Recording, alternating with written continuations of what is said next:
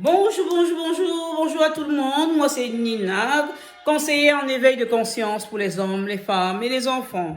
Donc, je suis toujours ici pour vous donner la confiance en vous. Certains l'ont, certains ne l'ont pas, mais ne vous inquiétez pas. Il y a un processus pour l'avoir. Donc, nous allons aller tout doucement parce que c'est un sujet assez vaste. Nous n'allons pas nous attarder sur la littérature parce que tout le monde a des livres chez soi. Et c'est pas un livre qui te donnera la confiance en toi. Non. Nous allons tout doucement ensemble atteindre cet objectif-là. Donc aujourd'hui, je parlerai spécialement de la première partie qui nous mène vers l'obtention de la confiance en soi. La première des choses, c'est se connaître soi-même, connaître qui nous sommes, d'accord? Donc aujourd'hui, je vous invite à aller chez vous, de me lister sur une page quelles sont vos qualités, quels sont vos défauts. Qu'est-ce que j'entends par qualité? Qu'est-ce que vous pensez de vous qui vous met en avant? Qu'est-ce que les autres ont tendance à plus apprécier vous concernant?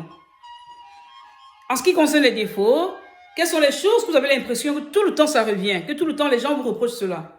Ou alors vous avez l'impression en vous que c'est quelque chose qui ne vous met pas en avant. Donc citez vos qualités, citez vos défauts. Comme ça, demain, on va aborder la deuxième rubrique qui est celle de, comme on connaît déjà les qualités et les défauts, comment mettre ces qualités en avant et comment travailler sur ces défauts. Vous comprenez ce que je veux dire? Comme exemple, je vais vous citer pour moi 6 de mes qualités et 6 de mes défauts. Moi, je suis quelqu'un de très accessible.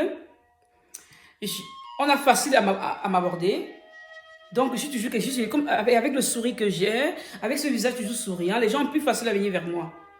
Je suis quelqu'un d'ambitieuse. J'aime toujours me fixer des objectifs dans la vie. Oui. Je n'aime pas rester comme ça sans savoir que je me suis fixé un objectif.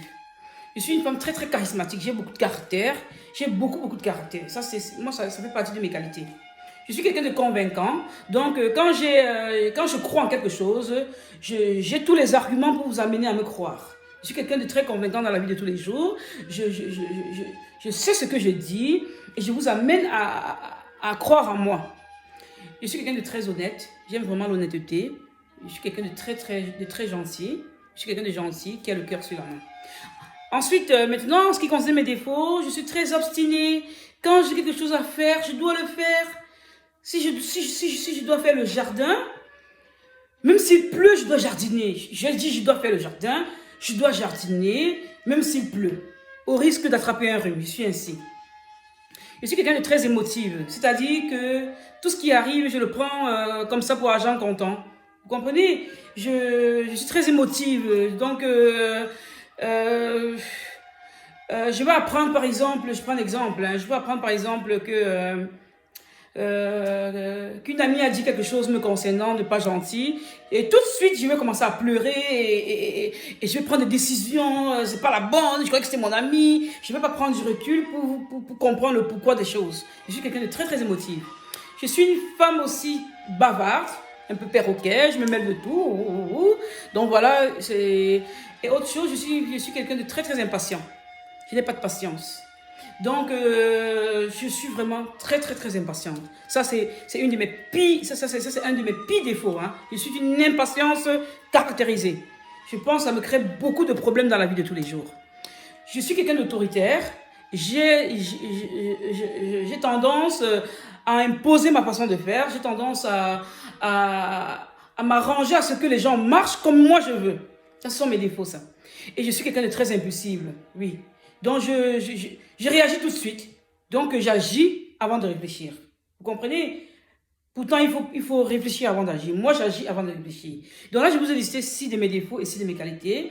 Et je vous invite à aller sur une feuille, comme je vous ai dit, d'essayer de lister vos qualités et vos défauts. On se reverra demain pour tout doucement aborder la deuxième rubrique qui est comment travailler sur ses qualités et sur ses défauts. Moi, je vous aime très fort. Je ne peux pas terminer ce direct sans vous faire savoir que chacun de vous est exceptionnel. Chacun de vous a des qualités et a des défauts. Et n'oubliez pas que vous êtes des personnes, vous êtes des bijoux, d'accord? Vous êtes des bijoux. Chacun de vous a un talent. Ne vous laissez pas écraser par les autres, ok? Donc, si vous avez aimé mes conseils, n'hésitez pas à aller sur ma page de Coach Nina N, de liker la vidéo, de partager et de vous abonner à ma chaîne. Je vous aime très fort. Gros bisous. Je vous aime très fort.